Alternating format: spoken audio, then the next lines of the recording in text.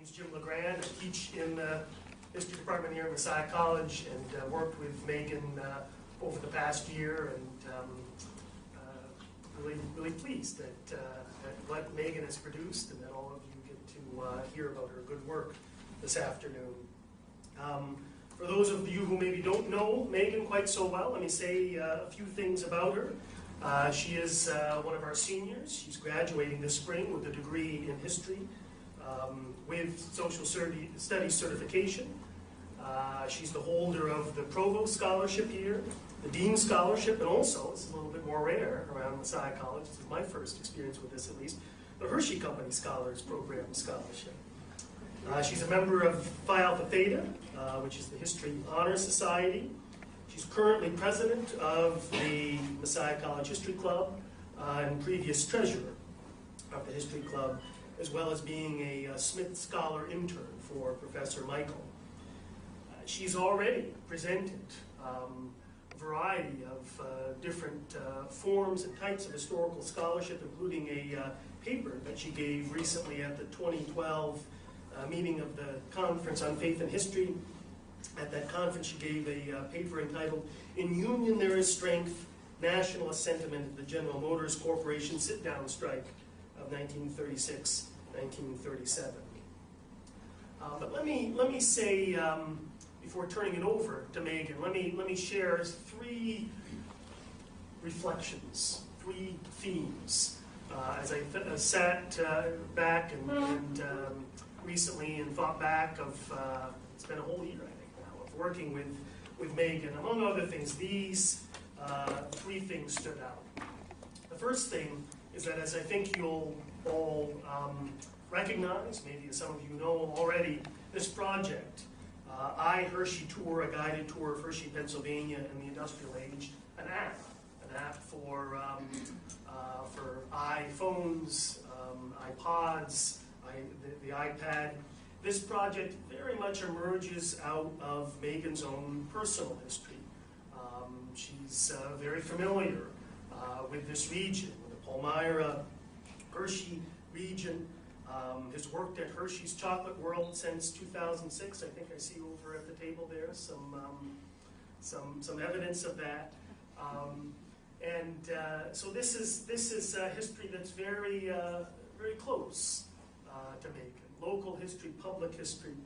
That was one of the things that was very clear over this past year. The other thing that repeatedly struck me as I was working with Megan is her curiosity, yes, about historical things. This project involved trips to the archives and reading documents and analyzing documents, all those things that the history majors sitting here today know full well. But Megan also has a curiosity, and I guess I'd say even an ambition about technological issues. And so this project really brings together the traditional historical research and examination with exploration of new ways, new means, you might say, of communicating this, new media. And so she taught herself. I tried to make sure I get this language right. This shows how little ambitious I am about technological things. I might even get the name of the program that Megan used wrong. But I believe it's Objective-C coding, perhaps. I recall a few months ago when we, or a few weeks ago when we went to the ITS and met with John. They were impressed that Megan would take this on. Apparently, what do I know about these things? But this is a kind of a language that has great potential, great capability in communicating things, but pretty tough to learn. But Megan took this on and learned it very well, learned it successfully. And then the final thing that I'll say, this I don't, it struck me that this is unusual to Megan's situation, but I don't say this lightly. Every student, those of you who are in this room at the end of the semester, I'm sure you have your sob stories, right? It's a difficult time of the semester. You're, at kind of the basement of the year here. So all of us persevere through various things. But I thought it just appropriate for me, lastly, to mention that Megan, in addition to all of the sort of normal difficulties, she doesn't mention all of them, as most of you don't mention all of them, that she went through in the midst of working on this project.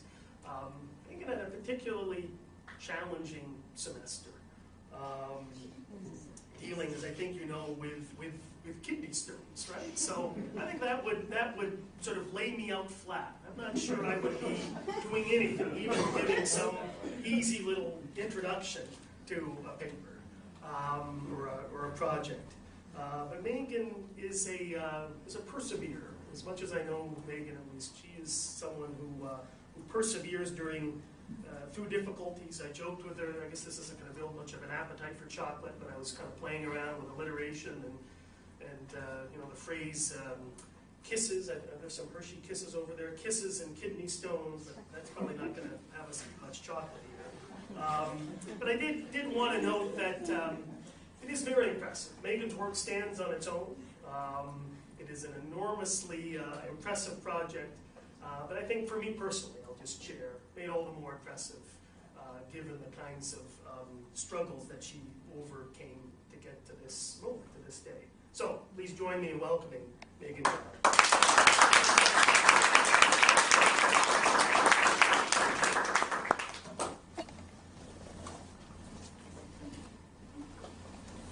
Hi everyone.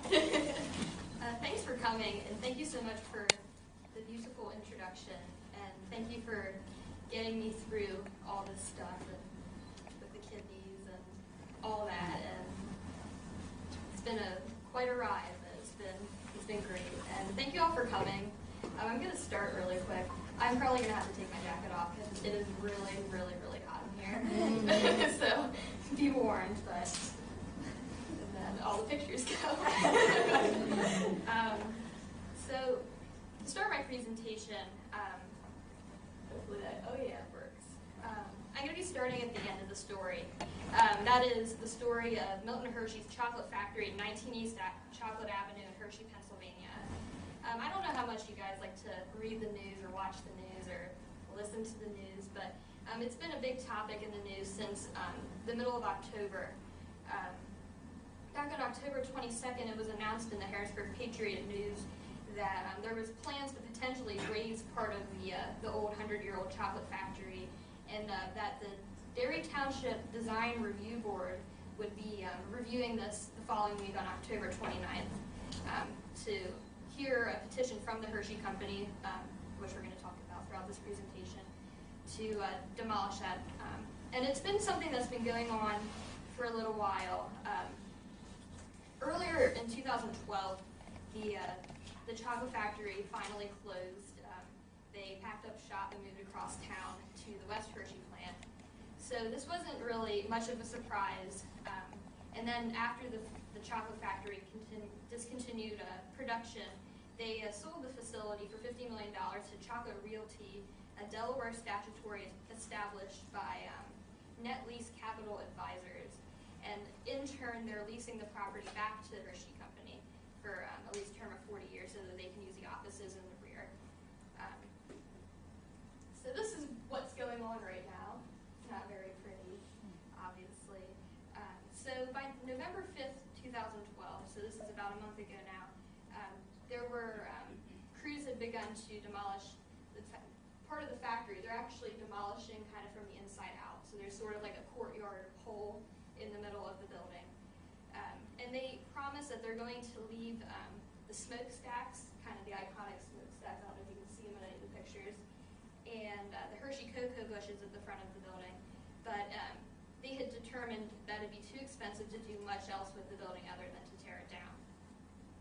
In response, a 17-year-old named Brady Hummel started an online petition to raise awareness of the proposal, not because of wanting to use the factory, but he just wanted to kind of raise an awareness of all that was going on and kind of raise questions about historical preservation, which proponents of the tearing down of the chocolate factory kind of rationalize what they want to do by saying, well, other things in the town have been torn down, like the Oyster Bar, the Hershey Inn, also part of the history of Hershey. Those have been since gone, and no one made a big deal about that. So why is this such a big deal?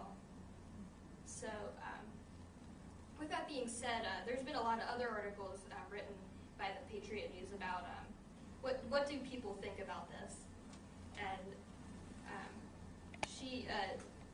Monica von Dovenek on October 23rd wrote an article, and that was about residents kind of dismissing the idea of tearing down the factory, not because of wanting to use it, but because it's something more to them as part of their memory.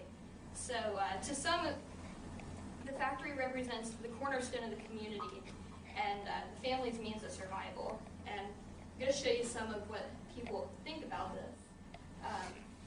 First is Jeff Morena. He reflects, "I get tired of things leaving. It breaks my heart. You can't even smell the chocolate like you used to. It used to smell like a good cup of hot cocoa." And then Diane Carroll, who worked in the factory for 28 years and now works for the Chocolate Workers Union, said, "I felt like it was my home. When I look at it, I feel like crying." And then after this article went online, there was like a big explosion of comments to it. And so I read through some of them. I'm going to share some of the things that people had to say. First, Aquarius writes, "I am not old, but I miss the old things that life had to offer. I no longer smell the chocolate factory or Stroman's bread. My grandparents' 200-year-old house was knocked down. I miss cars that all looked different in communities where houses weren't all on top of each other, and instead there was land to roam. Our society has turned into out with the old and in with the new, as if the old, whether it be structures or people, are of little or no value. Everything new is not gold. New buildings and houses will not last like those built decades ago. I would prefer the old chocolate factory to stay and be rehabbed to smell the chocolate again. As a kid, I went on a tour of the old factory and got a big, all capital letters, by the way, big, candy bar as a parting gift. Those were the days when the bottom line wasn't the only important thing in the world." And kind of concluding with that, some residents are hoping to see that it be used for tourism or used for the historic preservation, kind of something to supplement the Hershey Story Museum, which is up the street a little bit from the factory. And then I'm going to pass this around.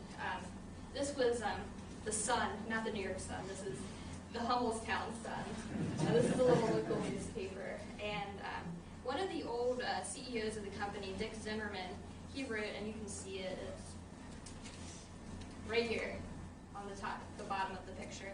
He writes, "It grieves me, it tears on my soul when I think about the fact that her factory was the goose that laid the golden egg." I'm going to pass that around.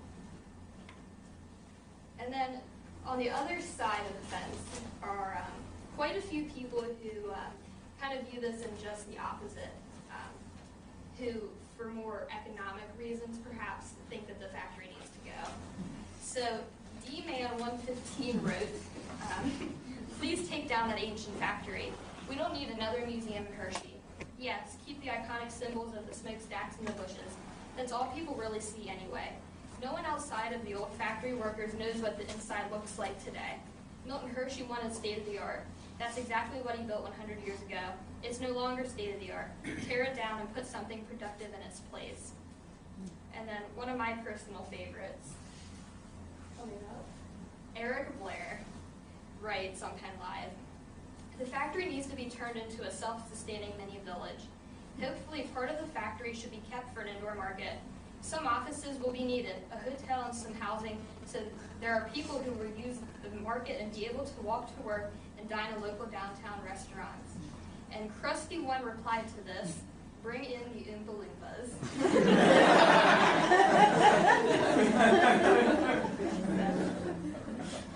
And Professor LeGrand kind of warmed us up into this, but I kind of have my own little memories of Hershey.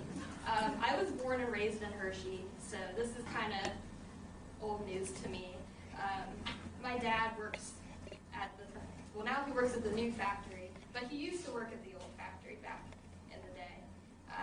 And I remember, I have quite a few memories of the old facility that they're wanting to tear down. I remember going to see Santa Claus at Christmas time, and I think I got like a candy bar or a toy or something. And getting to see the factory. I also remember, and we can see this picture up here, which my mom doesn't like. The 90s hair is going on. Hershey Park at least once a year. My growing up, I started on my first birthday, and it's sort of been a tradition.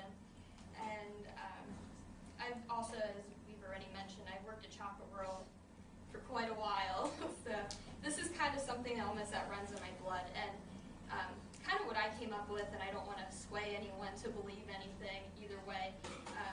I can understand the economics behind it, but it's hard when you have like some memory so invested in a building to see the building be torn down, especially something that has such a big physical presence. This is a 2.5 million square foot facility, and it's going to look vastly different if they tear it down. So, and after reading all these memories and coming up with my own, I came up with a couple questions, and this is what we're going to explore in the next portion of the presentation. First, why do Hershey residents consider this particular piece of Milton S. Hershey's legacy to be so significant on cultural, historical, and personal levels?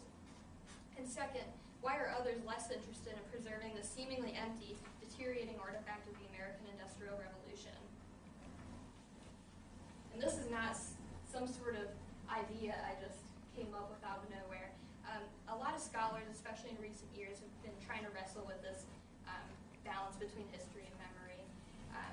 First, Pierre Nora brings up the difference between history and memory is history is more concrete, and it tends to be associated with a nation or the state, but memory is more abstract, and that comes from an individual's experiences directly.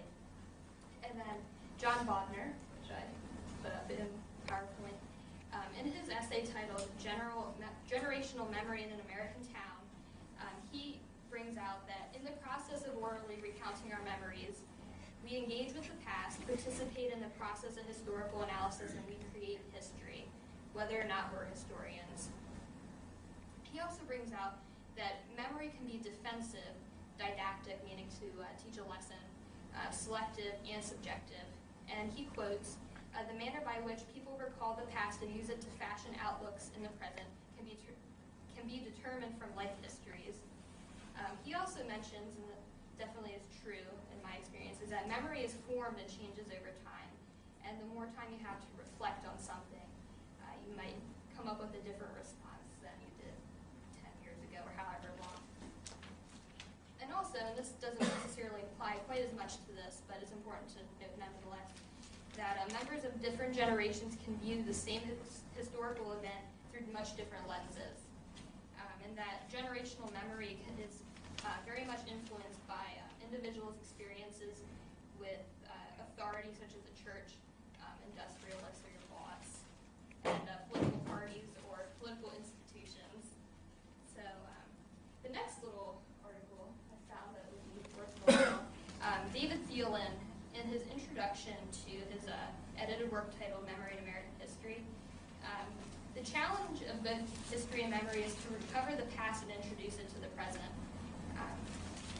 But on the other hand, he really urges that the study of memory, quote, may encourage greater sensitivity in historians to wider audiences. And this is something I know we talk a lot about, empathy and stuff like that in our history classes, and this is really what he's trying to get at, is to talk with people and communicate with people. That's how we can build his senses in ourselves as historians. And then he brings up memories. I'll look at this stuff. Yes, there we go. Memories are intertwined with individual, group, and cultural identity. Memories are constructed in response to changing circumstances. Memories transcend disciplinary specialization by speaking the language of first-hand experience. And what he gets at with that is that we can't really cram memory into like the history box per se, because memory can speak to psychologists or anthropologists. It can speak to people from across the board, and that's something that I found interesting. And next, memories are constructed, not reproduced. And the way that we construct memories is usually in the context of politics, community, and socialization. Memories also, and this is important too, memories fade over time. And lastly, memories result from the processes of creative construction. So when we have memories, we don't regurgitate them as like fact. Our creative impulses shape how we tell our memories and tell our story. Also, to note, distortion, omission, recollection, and shaping of memories grow more from interactions with others and less from personal construction. In the great paradox of memory, and I quote, people refashion the past to please the people with whom they discuss and interpret it, but they also depend on the accuracy of accounts by others to gain confidence in the accuracy of their own memories. And finally, in this little piece of the presentation, is David Glassberg in his essay titled Public History and the Study of Memory. He digs into this. He goes with more of a public history perspective than the previous two historians had. He states that a shift in focus from studying history-producing institutions to studying the minds of the general public is kind of one of the general trends going on right now. And that's kind of, you can see that in like the new social history, so on and so forth. Individual memory is linked to collective memory by group communication. So in other words, our individual memories, we communicate them and we continue to shape our memory through that process. And memories, and I put in parentheses in public history, provide meaning to places. And that's one of the big things, getting back to the chocolate factory. Our memories are why we have such an attachment to that factory. It's less about the building itself, it's more about our memories. And then transitioning, I'm going to talk about public history in a second here, but David Thielen has a great quote, and this is a lot about people, and we're going to talk more about people in a second. He states, people depend on others to help them decide which experiences to forget and which to remember and what interpretation to place on an experience. People develop a shared identity by identifying, exploring, and agreeing on memories. And with that being said, we're going to segue into public history. And I know there's a lot of folks in here who have never taken a class on public history, so I thought I'd define it really quick, just so you guys are caught up.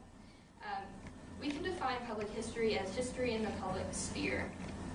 And it's historical scholarship that is made physically and intellectually accessible for broader audiences.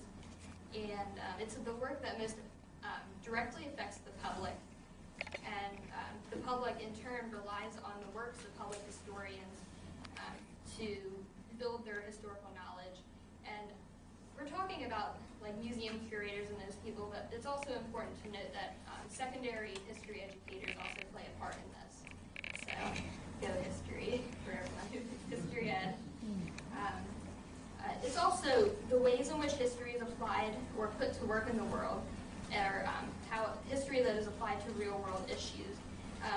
An example I thought of, like off the top of my head, of how to illustrate that is one of the issues that public historians kind of have to counter pretty regularly is like a lack of knowledge about something.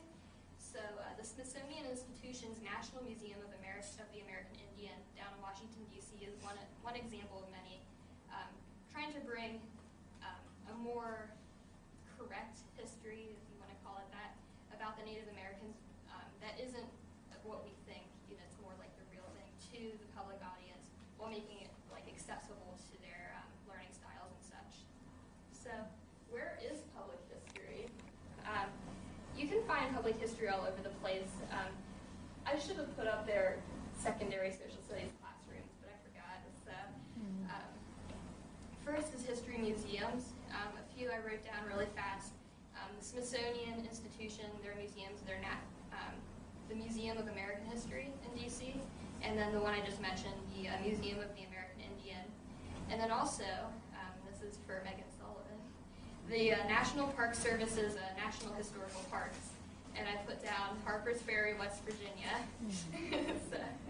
And then next is oral history, which I'm going to talk about a little later. And then historical documentary films, such as Ken Burns' film, The Civil War. I don't know, I'm sure most people have experienced that at some point.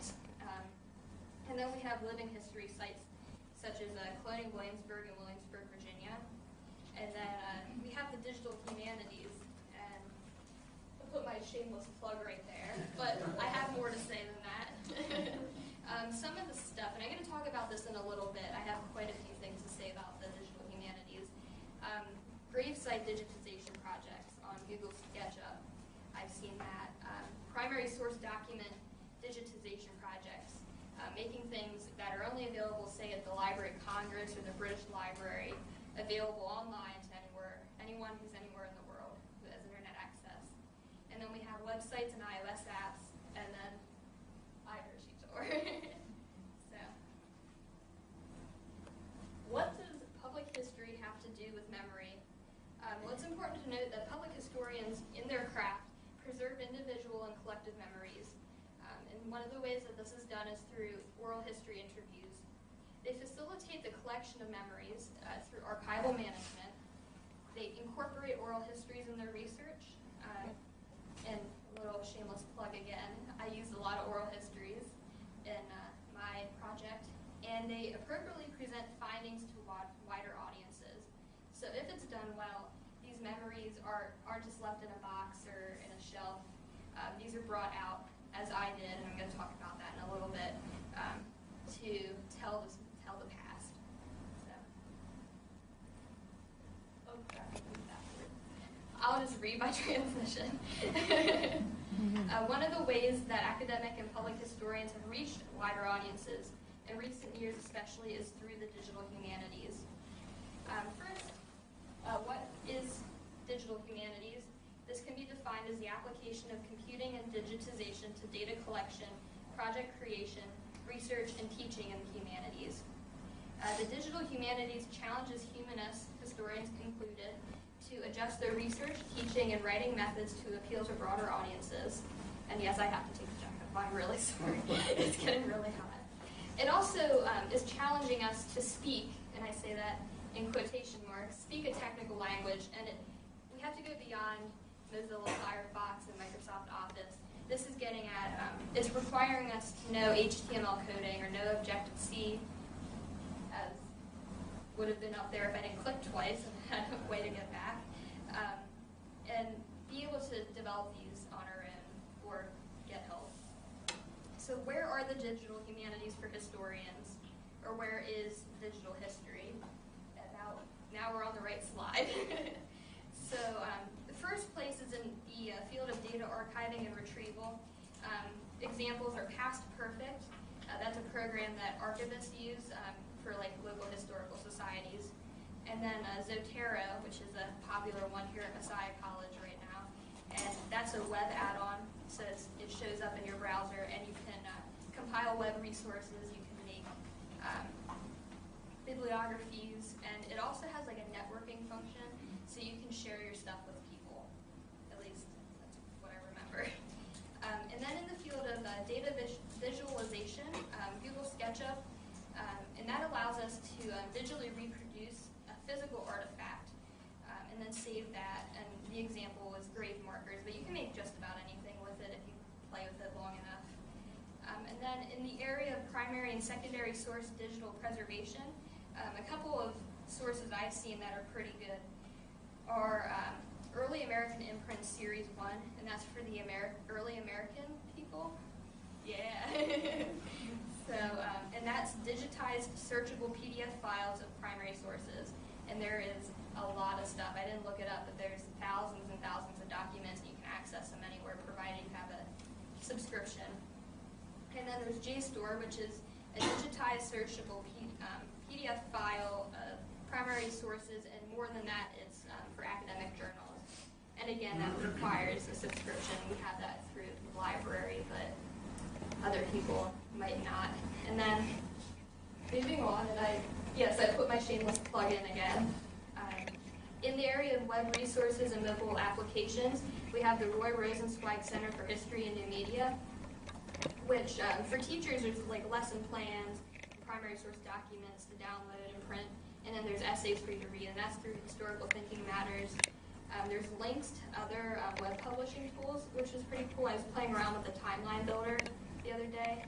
They also have a poll builder, and it creates an image, and then you copy and paste the code into your website, and then you have a really nice looking timeline. And then there's also HBOT, which is a historical fact finder, which I've never tried, but I've read about it before.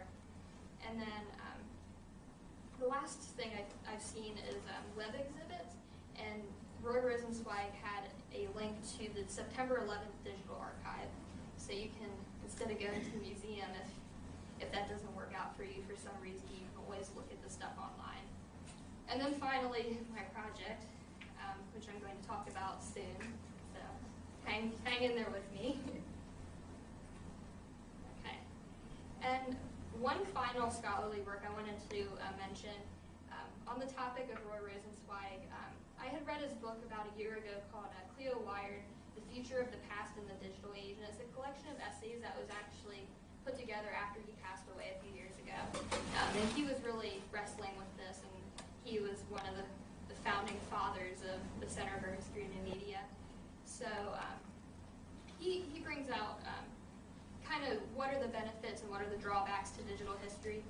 He says that it's beneficial because historians can reach broader audiences.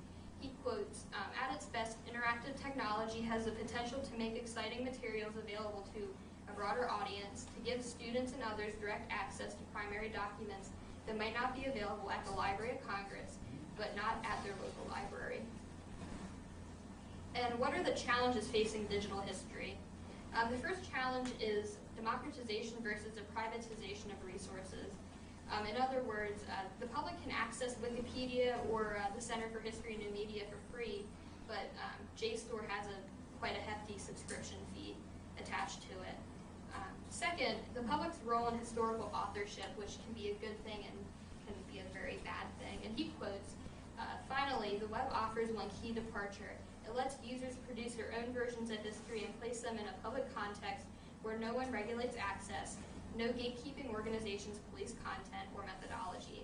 And something that I've kind of been thinking about, I haven't uploaded my app to Apple yet, but when I do, they're not an academic press, which means anyone can make an app, and as long as it functions properly, they don't really care so much about what's in it, just as long as it works. And that can be a great thing because it makes it easy. I don't have to go through the whole editing process for my project, but at the same time, who knows what's out there on other topics. And then the third issue is more technical issues associated with digitization. One of them being computer programs become obsolete relatively quickly. So in order to keep up with this, you have to be constantly learning new things. Second, that digital documents leave no physical trace. And I mean, an example I think we can all relate to, if your computer crashes, you lose all of your work. So it's the same thing. If you do all this work digitizing stuff and you don't have to save somewhere else and your computer goes, you're out of luck. Third, there's a lot of issues, and I mentioned them already, issues associated with authenticity, authority, and ownership when you post things online. And then when there's like groups of people who want to digitize stuff, of course things are going to be left out. So the digitization process can be very selective. And then what's left at the wayside, what happens to that? And that's kind of a question I leave you all with. So, with all that being said, I'm going to get to the good stuff now.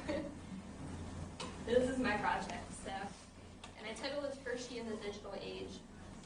And I start with another rhetorical question. What is iHershey Tour? It's a guided walking tour iOS mobile application, and it tells the history of Hershey, Pennsylvania in the first half of the 20th century while you walk across 9 stops and walk a little over a mile. And then it contains text, audio, and historical photographs to kind of get you learning and stuff. And then you get to see everything that's around you also, so that's kind of the added benefit to doing a walking tour. And a big thing that I didn't really know where to put this point here at the bottom, but I had to mention it, is it's a living, editable, published project, meaning it's not like a book where I can just publish it, send it off, and then it collects dust somewhere, or something like that, or an article that's just in a journal. This is something that it's alive. I can go in at any time and edit it and put new things on it. So it's something that it can be constantly changing, which is very important to keep in mind about iPhone applications. Okay, so my research methods. This was researched pretty much in the same way as any other research project would be. I started with, I'm going to pass this around so you guys can appreciate my handiwork, my historiographic essay from last semester. This was a doozy. This is about the new labor history. I'm going to pass that around. You guys can look at the introduction if you want to get more of a gist of what I'm about to say. Pretty much the new labor history, which is what I wrote about, was a development of the 1970s and the 1980s, and it was kind of represent a shift from interest in organizations to an interest in working class culture. In other words, it looks at ordinary workers as subjects. And labor history now incorporates aspects of social history, ethnic studies, and immigration history. So in other words, kind of becoming a multidisciplinary or interdisciplinary.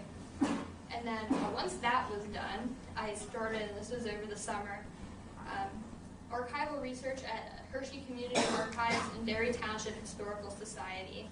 And quick note, a lot of their stuff is online, which made it very easy, which was cool because I didn't have to look through microfilms and stuff. I have a bunch of PDFs. And this was my binder. I looked at tons and tons of oral histories. These are the oral histories, the ones that I printed.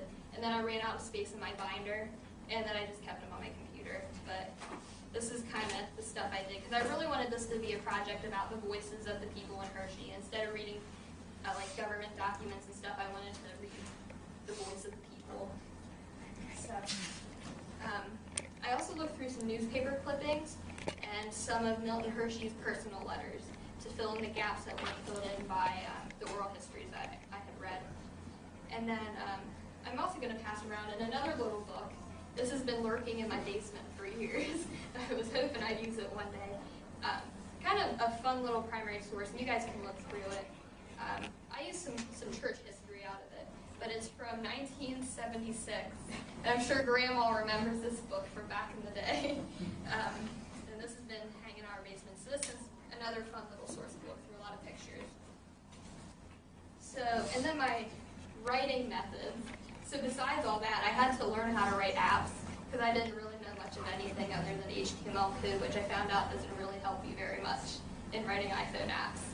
So this book that I looked at, it's by Rory Lewis. It's called iPhone and iPad Apps for Absolute Beginners, iOS 5 edition. So I'll pass that around too. And it's pretty much just a bunch of exercises and pictures to work you through little projects. And pretty much what I did is I worked through it until I got to a point where I was I feel comfortable. I think I know enough to do my own project. So pass that around too. So, with that being said, I'm going to start talking a little bit about what I researched exactly. These are my little stops or chapters to my project, and there's none of them. I'm sorry, I couldn't make the font any bigger. I tried. What? Do you want to see that? Mom wants to see the binder. So anyway, I start at the intersection in front of the chocolate factory, and I called that Dawn of a Legacy. And pretty much what you experience there is I discuss Milton S. Hershey, the Hershey Chocolate Factory, High Point Mansion, which is where Milton Hershey lived, and it's catty corner. And then the executive's housing, which is across the street. And then you follow the directions. You walk to East Mariva Avenue in Hershey, and then that's where you do the second piece, which is called Housing and Community. And I discuss welfare capitalism, which, if you guys don't know what that is, that's pretty much industrialists providing a good standard of living and a good living area to keep the government out of their company, keep unions out, and keep people happy, to keep their things running so they can keep a good profit coming. I discuss the role of welfare capitalism in the development of Milton Hershey's model industrial town. And you get to see the houses where the workers lived, so it's kind of a cool experience. And then you walk up, and then you stop at the Lutheran Church in Hershey, and that is called Pennsylvania German Faith and Traditions. And I talk about the impact of Lutheran faith on the town's Pennsylvania Dutch residents. I'm going to call them Pennsylvania Dutch. He thinks they shouldn't be called Pennsylvania Dutch, but I'll call them that for you guys. And then you walk like another block. And then the fourth piece is called Labor Unions and Working Class Solidarity. and that takes place standing in front of the Union Building, and it discusses the two major types of American labor unions, which is craft unionism and industrial unionism, and then the history of the labor union in Hershey, which started with a sit-down strike in 1937. So they've had a kind of a tumultuous beginning, but they've done some good things in the community, and they have their own little traditions that I talk about there. And then you walk down, that's at Caracas Avenue. You walk down like a block, and then I do the fifth piece, which is Italian immigrant culture and values. And I discuss the culture of the talented Italian immigrants and kind of their experience, and a couple of little pieces about their interesting relations with the Germans. They got along sometimes, they got a little tense, so there's a little bit about that. So, and then you walk another block, and then I talk about H.B. Reese. That's called Legacies and Inspiration, H.B. Reese's Big Idea.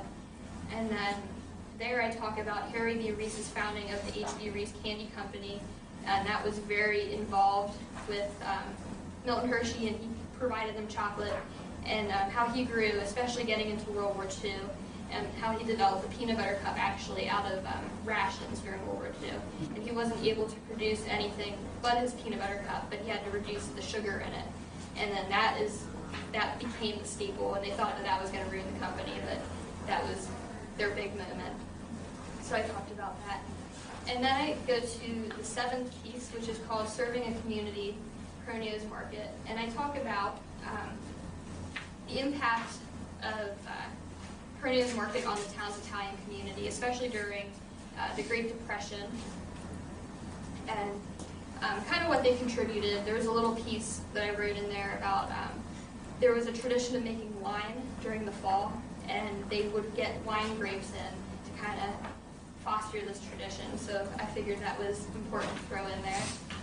And then the eighth piece is called Italian Immigrant Faith Traditions, and that takes place at St. Joan of Arc Catholic Church in Hershey, and it just discusses the impact of Catholic faith on the town's Italian residents. And then the final piece, which I'm still working out the bugs on this, is called Everlasting Legacy and Hershey and Memory, which takes place at the intersection of Chocolate Avenue and Cocoa Avenue, which is right in the center of town. And I discuss the Hershey Press building, the Hershey Community Building, Hershey Park, and the Hershey Zoo, and their history and what they contributed to the working class and Hershey. And then I conclude the tour there. I do a little piece on memory in Hershey, which I'm still working out the bugs on. But so that is the tour at a glance. I do have more to say on it. I'm gonna actually have a second presentation, and I'm gonna finish what I'm talking about now.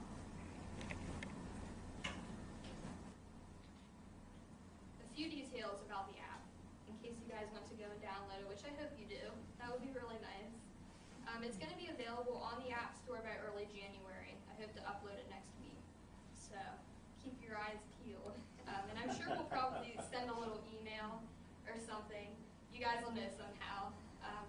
It's going to be free to download. I felt like that was important, and a lot of people asked me about that. First of all, it would have been much more difficult for me to get permissions to use my images if I would have charged. And second, I don't feel like I should be like making money off of this. This is like a gift to my community, so I decided to put it on there for free and not cash in. It's optimized for use on an iPhone or an iPod Touch, so the smaller screen. But if you have an iPad or an iPad Mini, it should work on that also. It might just look strange. And it's for all iOS devices 5.0 and later, which I'm pretty sure most devices are now. If it's still running, it probably runs on 5.0. And it's all components of the app are self-contained, meaning it does not require a data plan or Wi-Fi to use. Everything will be saved to your phone and you can run it, which I'm sure a lot of people appreciate because data is expensive. So with that, I'm going to show you guys the app a little bit. I have my little transition slide. I have to switch computers really quick, so. And I need to drink the water because it is really, really hot in here. I'm sorry.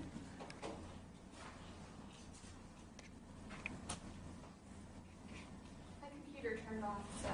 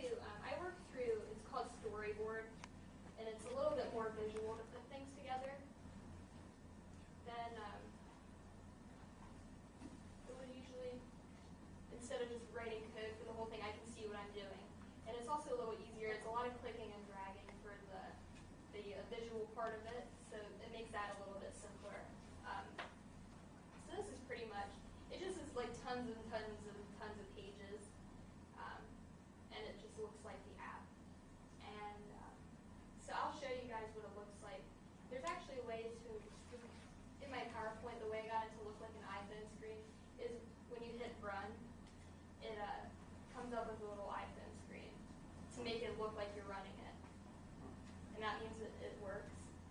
And then it showed up on my screen here. So I'm going to move it over. Yeah. So ignore that. That's not going to be there. That's just, I have code for it. I just need to save it somewhere. So there's an about section. And that covers like your legal stuff. So I don't get sued, hopefully. Like if someone gets hit by a car, that would be very nice. So I cover myself.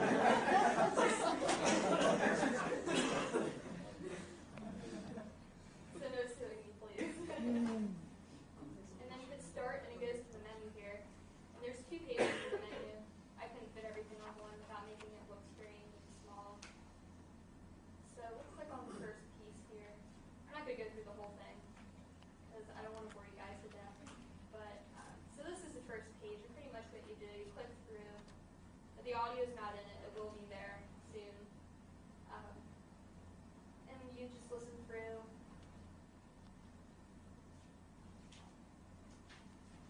This is the longest one, they're not all like this, I promise. But, and then there will be directions. There should be a map, and then that'll guide you to the next piece. And then you hit menu and it brings you back here, and then you can click on the second one.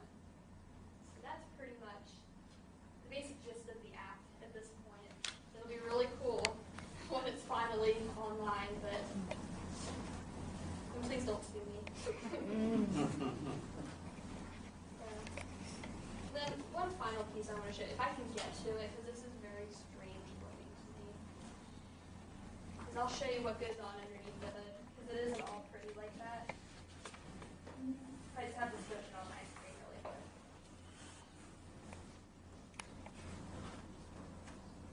Okay. Do the back over.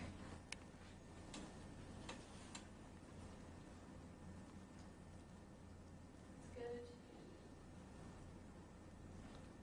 This is what goes on underneath the hood. And it gets very messy sometimes. So this is where I have some pieces of code I put in for the audio stuff. These pieces here are like notes to myself. So that's what goes on. So there's 2 pieces. But I promise it's very learnable. I'm not exactly a technical genius. This is doable, so you guys should all go on right after today. So that is pretty much it for that. I'm going to wrap up my presentation really quick, and then I'll open it up for questions. Got to switch back to the other computer.